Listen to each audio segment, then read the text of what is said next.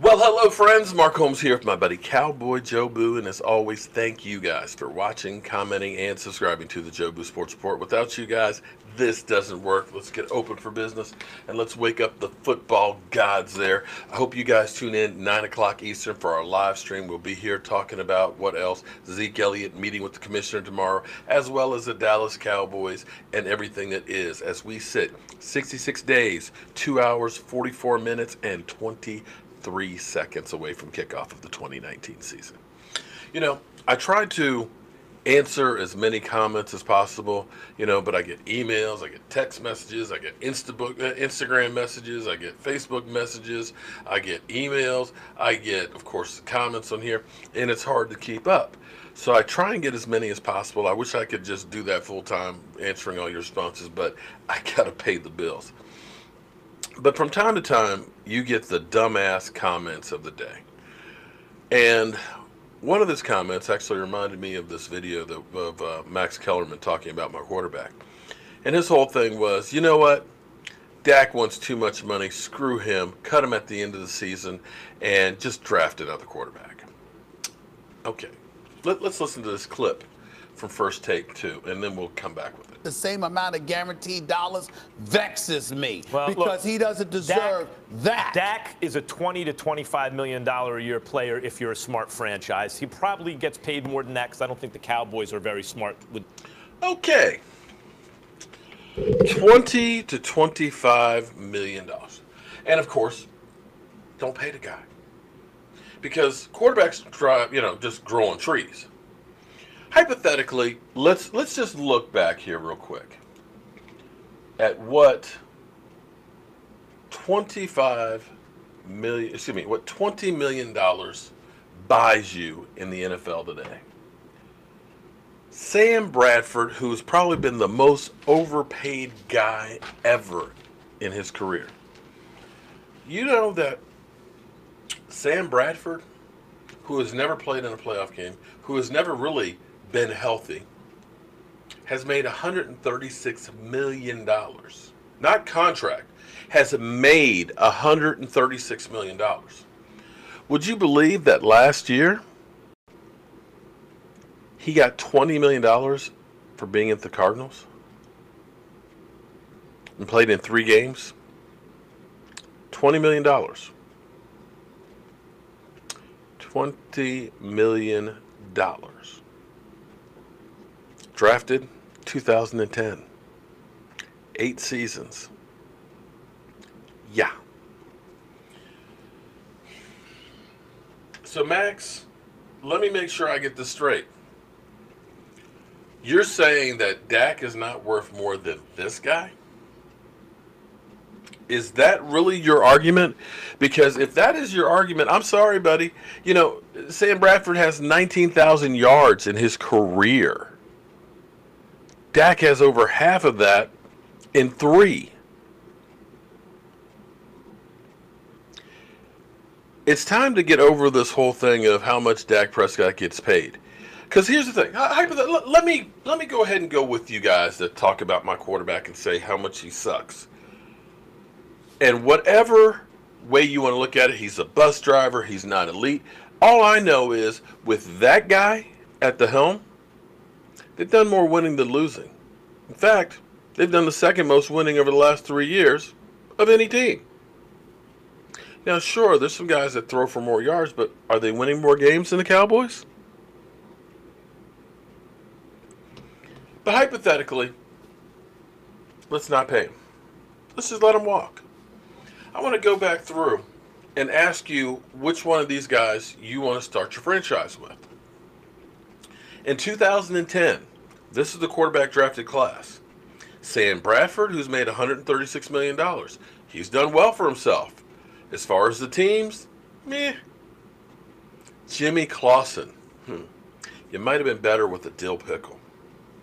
Colt McCoy, he's still on the Redskins roster, but I don't think he's played in more than 10 games in his career.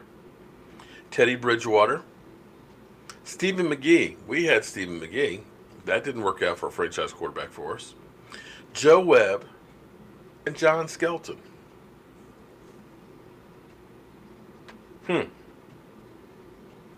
Oh, and Tim Tebow. Tim Tebow at least played in some playoff games, so we have to give him that. 2011, Cam and Colin Kaepernick. Two quarterbacks that played in Super Bowls. There's Andy Dalton, Jake Locker, Christian Ponder, and Blaine Gabbert. So you could say you have 3 NFL starters out of that draft. You only had one in 2010. 2012, Andrew Luck played a playoff game. RG3 played in a playoff game. Ryan Tannehill, Brandon Wheaton, he did play in a playoff game, I will give you that. He ended up taking the Texans to the playoffs. Brock Osweiler, Russell Wilson, and Nick Foles, 2 Super Bowl winners, and Kirk Cousins. Clearly, that was the best quarterback draft since 2010. That was better than most, because then when you start going down further, 2013, E.J. Manuel, Geno Smith, Mike Gannon, Matt Barkley, Ryan Nesbitt, and it's not even worth reading the other guys. 2014, Derek Carr, Jimmy Garoppolo, Blake Bortles, Teddy Bridgewater, A.J. McLaren, Tom Savage, Johnny Manziel, Zach Mecklenburg. 2015, Jameis Winston, Marcus Mariota, Brett Hundley, Bryce Petty, and Sean Mannion. Don't even know who that is. And of course, 2016, we know we got Jared Goff, we got Dak Prescott, we got Carson Wentz, and some other guys. So on average, what you get is about 2 to 2.5 starters in an NFL draft at quarterback. 2.5. There's 32 teams that are drafting. The chances of getting a starting quarterback, much less a Super Bowl quarterback, and in this list, how many do we have in here? Let me go through. We have 2 Super Bowl winners, I believe, Russell Wilson and Nick Foles, and 2 others that played in Super Bowls. So since 2010, you got 4 quarterbacks that have either played in a Super Bowl or won a Super Bowl out of all of those. And as far as ones that have played in playoffs, let me see.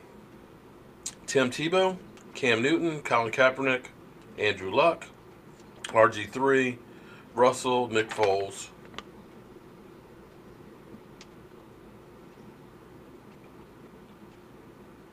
and Marcus Mariota. 8 quarterbacks. 8 quarterbacks since 2016 that played in playoffs.